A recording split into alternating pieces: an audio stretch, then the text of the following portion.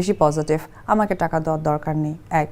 আর 2 নম্বর কথা, বাচ্চাকে সে দেখেও না, বাচ্চাকে দেখার ট্রাইও করে না। বাট সমস্ত নিউজ পোর্টালে বলে অপু দেখতে দেয় না। যদি অপু দেখতে নাই দেয়, তাহলে এ পর্যন্ত আমার তার বাসাতে আমি আমার ছেলেকে 1000 বার পাঠিয়েছি আমার কাজের লোক দিয়ে, আমার গাড়ির ফুয়েল খরচা করে, এবং আমি সকালে দিয়ে তাকে রাতে নিয়ে যেতাম। মেগাস্টার শাকিব খানকে নিয়ে অপুর যেন মন্তব্যের শেষ হচ্ছে না, একটার পর একটা যেন মন্তব্য করতে এসে অপু। তো এখন আবার আরেকটি নতুন ফোন রেকর্ড আপনাদের শোনাবো, যেটা শুনলে আপনারা বুঝতে পারবেন যে অপু আসলে শাকিব খান সম্পর্কে কি বলে। কেন গোপন করে গেলেন? শুধু ওর কারণে, ওর যেন ক্যারিয়ারের সমস্যা না হয়। ওর ভালোটা আমি চেয়েছি, কিন্তু ও আমাকে ছোট করে দিয়েছে। ওর কথা আমি চাইনি যে ওর প্রবলেম হোক, আমি এখনও চাই না ওর প্রবলেম হোক, কিন্তু যখন মানুষ অনেক ছোট হয়ে যায় না, তখন তাকে তো ভালো করতে হবে। আর আজকে আমার ছোট হওয়ার পেছনে তো আমার এই বাচ্চাটা আছে। আপনি দেখেন ও কি অন্যায় করেছে। ওর অন্যায়টা কি? একদিন তো সাকিবও ছোট ছিল, ওর বাবার কোলে তো ছিল, সামাজিক মর্যাদা পেয়েছে, তো ওর অন্যায়টা কোথায়?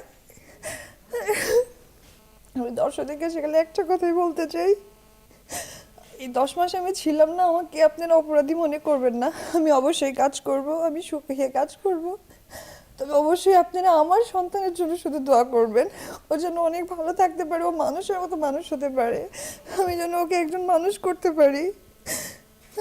আমি অনেক কষ্ট সহ্য করেছি, অনেক অনেক অপমানিত, লাঞ্ছিত, টর্চার অনেক হয়েছে, আমি কোনোদিন মুখ ফুটে বলিনি, কোনোদিন না।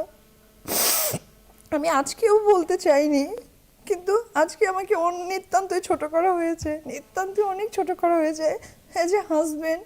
আর যদি বলা চলে যে সে অনেক ছবির হিরো, সেখান থেকেও কিন্তু সে আমাকে উঁচু করে রাখতে পারতো, সে আমাকে কখনো উঁচু করে রাখেনি। ভালোটা দেখার দায়িত্ব আমার। আমি মনে করি সাকিব যদি প্রোগ্রামটা দেখে থাকে, ওর দায়িত্ব হবে দূর থেকে ওকে দোয়া করে যাবে।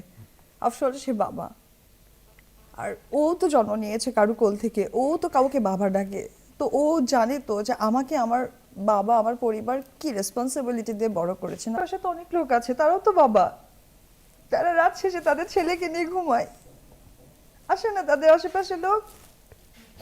তার বোন, সে বিবাহিত জীবন, সে তো তার স্বামীকে নিয়ে থাকে, তার সন্তান তো তার বাবার কাছে থাকে। আমি কেন দূরে? আমি তো ওকে পেটে নিয়েও দূরে। আমি ওকে যখন আমি ডক্টরের কাছে সিজার রুমে গেছি, আমি নিজে বন্ডে সাইন করে গেছি, কোনো রুগী আজ পর্যন্ত নাই। আমাকে বের হওয়ার পর আবার ডক্টর বলতেছে 35 ইয়ার্সের অভিজ্ঞতাতে this is the first time কোনো রুগী নিজে বন্ডে সাইন করে সিজার করেছে। আমার কি অন্যায়? আমি কি অন্যায় করেছি আজকে আমাকে এতটা শাস্তি পেতে হলো? আমি তো মানুষ, আমি আর কতদিন বাঁচবো?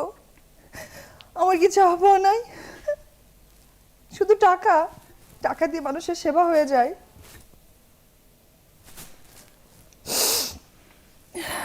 ঠকালে ঠকানোটার উচিত হবে না। আমি মা হয়ে ওকে ঠকাতে পারিনি, আমি আশা করবো বাবা হয়ে যেন ওকে না ঠকাই। এটা আমার ওর কাছে এই নিউজ থেকে আমার অনুরোধ থাকবে।